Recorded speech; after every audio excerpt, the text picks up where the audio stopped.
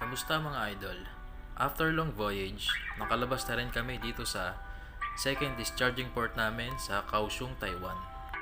Hapon na kami nakalabas kasi naghintay pa kami ng aming shore pass. Saka nilakad na lang namin simula barko palabas ng gate.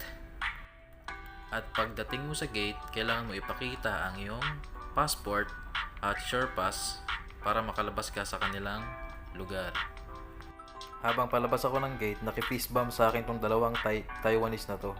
Siyempre, di naman natin sila pwedeng hindi pansinin. Pilipino tayo, kaya dapat makipagkaibigan tayo sa kahit na sinong tao. So, lakad na ulit kami papuntang Dream Mall. Doon kami pupunta. Medyo mahaba-habang lakaran to, mga 1 kilometer. Medyo makulimlim na rin at kunti-unting pumapatak na rin ang ulan.